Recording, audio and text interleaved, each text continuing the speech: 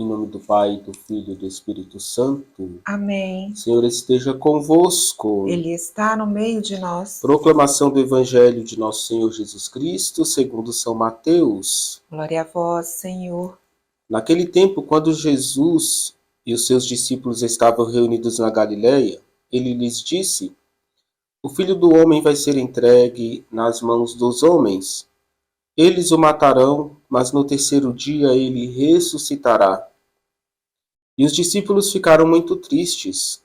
Quando chegaram a Cafarnaum, os cobradores de imposto do templo aproximaram-se de Pedro e perguntaram: O vosso mestre não paga o imposto do templo? Pedro respondeu: Sim, paga. Ao entrar em casa, Jesus adiantou-se e perguntou: Simão, que te parece? Os reis da terra cobram impostos ou taxas de quem? Dos filhos ou dos estranhos?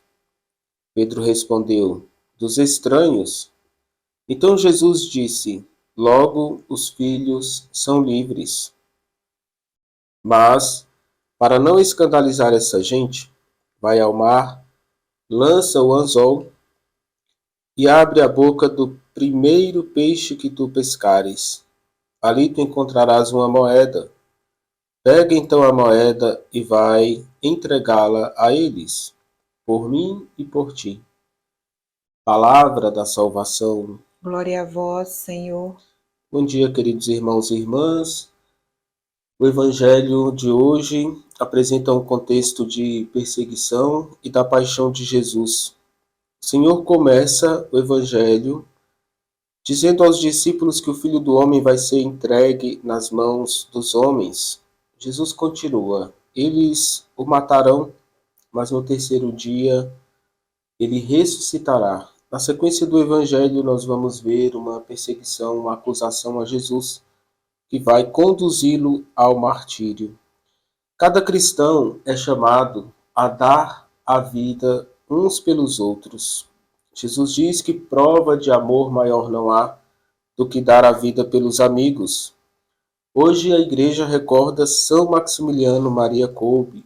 Ele é chamado de Mártir da Caridade, justamente porque soube, num contexto também de perseguição, dar a vida por um pai de família. Desde criança, Maximiliano ele era muito religioso. Conta-se que ainda pequenino, quando era criança, ele teve uma visão de Nossa Senhora, e Nossa Senhora tinha uma coroa em cada uma das suas mãos. Uma branca, que simbolizava a pureza, a castidade, a virgindade, e uma coroa vermelha, fazendo referência ao martírio.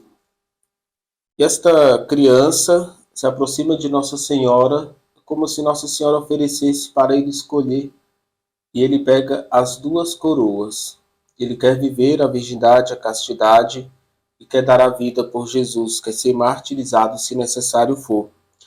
Passado alguns anos, ele se torna religioso, se consagra a Deus, vai ter uma devoção muito forte a Nossa Senhora, vai difundir a devoção a Maria como um caminho para chegar até Cristo e também um caminho para chegar ao reino dos céus. No período da Segunda Guerra Mundial, a Polônia ela foi invadida, tomada pelos nazistas, e o Frei Maximiliano ele foi preso em duas ocasiões. Em 1941 ele foi preso e levado para o campo de concentração. E ali, heroicamente, ele evangelizou com a vida e com a morte. Conta-se que um prisioneiro conseguiu fugir deste campo de concentração. Os guardas nazistas colocaram uma punição muito cruel para os demais prisioneiros.